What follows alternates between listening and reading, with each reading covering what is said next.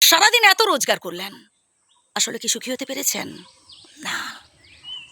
দিন শেষে কখন সুখী হতে পারবেন জানেন? যখন আপনি আপনার বাড়ি ফিরে আসতে পারবেন। যখন আপনি আপনার বাড়ি ফিরে এসে দেখতে পাবেন যে আপনার বৃদ্ধ বাবা-মা খুব ভালো আছেন।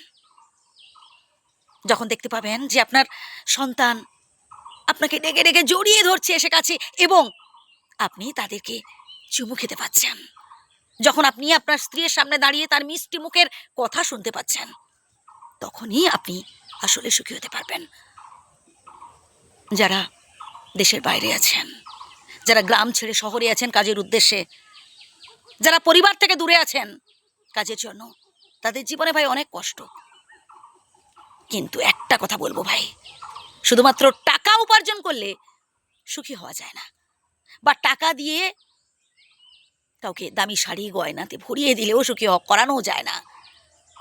আপনি কতটুকুন সময় তাকে দিতে পারছেন,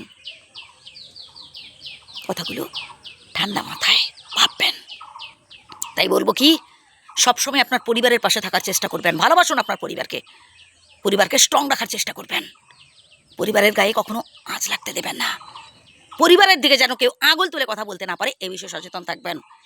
হ্যাঁ, পরিবারের সদস্যদের মধ্যে ঝগড়াঝাটি হতেই পারে, বাবা মার সঙ্গে হয়তো কথা কাটাকাটি হলো, স্বামী স্ত্রীর মধ্যে গণ্ডগোল হলো, সমস্যা হলো, বাট নিজেরা বসে প্রাথমিক অবস্থায় মিটিয়ে ফেলার চেষ্টা করবেন। মনে রাখবেন, পরিবারটা আপনার। আপনি যখন অসুস্থ হয়ে পড়বেন, আপনি যখন কঠিন পরিস্থিতিতে পড়বেন, খুব সমস্যায় পড়বেন, সবাই ছেড়ে চলে গেলেও ভাই পরিবার কখনো আপনাকে ছাড়বে না। আপনার বাবা মা, আপনার স্ত্রী, আপনার ভাই বোন, তারা আপনার খোঁজ খবর নেবে। পকেটে টাকা না থাকলেই বুঝতে পারবেন কে বা কারা আসলে আপনার শুভাকাঙ্ক্ষী। এখন আপনার রোজগার ভালো আছে, আত্মীয় স্বজন, বন্ধু বান্ধব কতজন আপনার চারপাশে ঘুরঘুর করছে, কিন্তু যখন টাকা থাকবে না, যখন কঠিন পরিস্থিতিতে পড়বেন, কেউ থাকবে না ভাই পাশে, থাকবে আপনার পরিবার। তাই ভালোবাসুন আপনার পরিবারকে, পরিবারটাকে স্ট্রং রাখার চেষ্টা করবেন। আর আপনি যদি আপনার পরিবারের হেড হয়ে থাকেন, কর্তা হয়ে থাকেন, তাহলে তো আপনার উপর দায়িত্ব আরও বেশি পড়ে।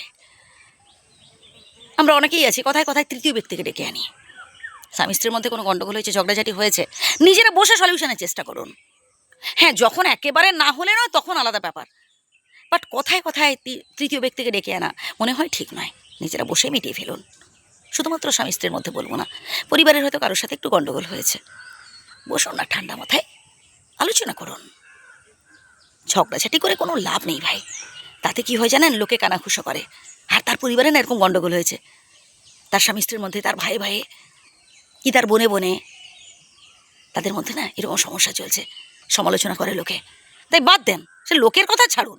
আমি বলছি নিজের থেকেও দেখবেন সবসময় আনন্দ পাবেন কখন, যখন দেখতে পাবেন যে আসলে আপনার পরিবারের মানুষজন সবাই ভালো আছে। যে কথাগুলো বললাম আবার প্রথম থেকে শুনুন, আর যদি ভুল বলে থাকি ক্ষমা করবেন।